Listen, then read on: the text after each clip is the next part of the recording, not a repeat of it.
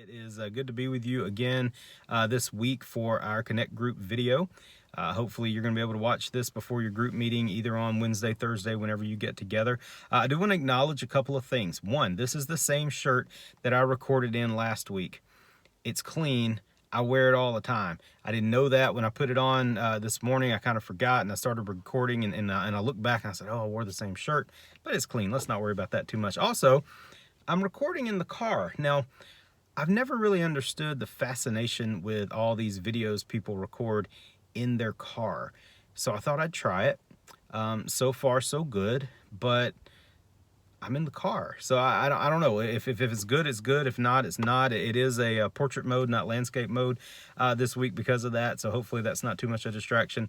But anyway, it's good to be with you again and looking forward to another great week, good meetings. And hopefully soon we'll have a summer calendar out, looking at some things we'll get to do this summer, even though I know a lot of things are being canceled and rescheduled, but looking forward to that anyway. So let's continue talking about Joseph this week. We're going to be in Genesis 40 and 41, and we'll get to that story in just a moment. Do you have a favorite character?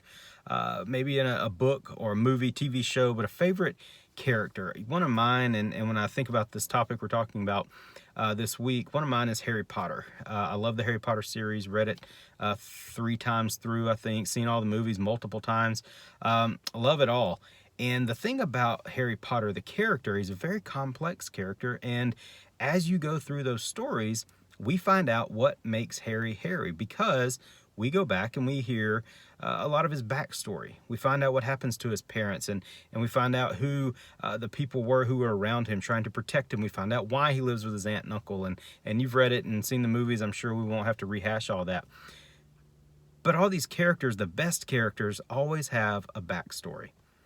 And the thing about that backstory is your backstory is what makes you who you are right now. Your past really helps determine who you are in the present. The problem with a backstory is you have to go through some stuff to get there. You don't have a backstory if you hadn't gone through some things. And that's kind of what happened with Joseph. Now, a lot of things, problem with that is in the moment, sometimes we forget to realize that what we're going through is becoming our story, and it's helping us make who we want to become. It's helping us make ourselves become that person, and it really builds who we are. And so you have to go through these things, and sometimes we forget that. Along with that is, sometimes it's after the fact, and we say, oh, I see what I should have learned from that, and I see how it helped build who I am today. It's hard to remember in the moment, going through something really hard or really painful, that we do have choices. And those choices, again, are going to help us write the story. And that story is going to help us become who we are in the future.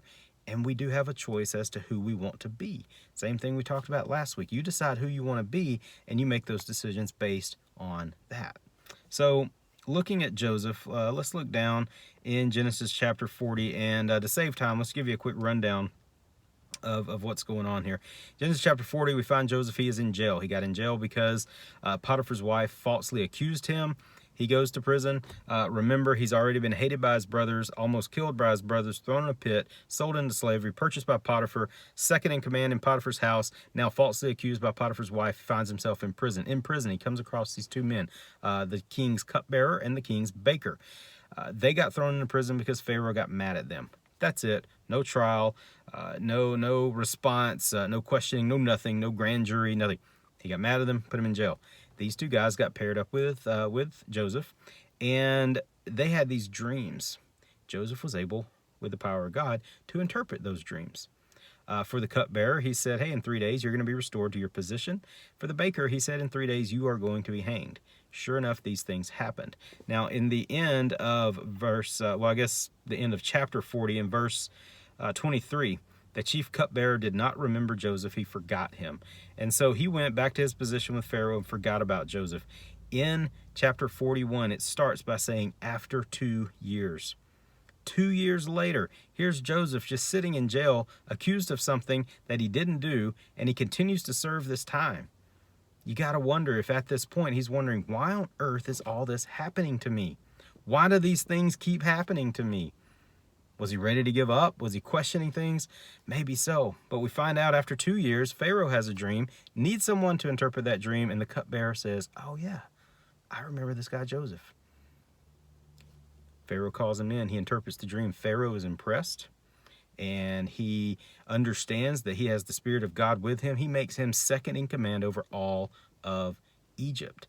So you go back, and Joseph had no idea that's what was going to happen from this time in jail. And during that 2 years after the cupbearer is gone, and he's wondering what's going to happen, well, it turns out he's patient, and he is the second in command over all of Egypt. And he didn't know that at the time, but that becomes part of his story. And so when you go through all those things we just talked about in Joseph's life, every bit of that led up to this point. And every bit of that made Joseph who he was as second in command, answering only to the Pharaoh in all of Egypt. At that point, and again, that creates his backstory. Okay, that creates his backstory. And so the hardest thing about that is seeing that's how it's going to work out. But we have a reminder in Romans chapter 8, verse 28. When we're going through the hardest times, when we're going through the toughest things, when it seems like the world is stacked against us, or our world is crumbling around us, everything we could depend on and everything we love and everything that we have faith in is just fading away. Romans 8:28 says, and we know that in all things God works for the good of those who love him, who have been called according to his purpose. In all things, God works for the good of those who love him.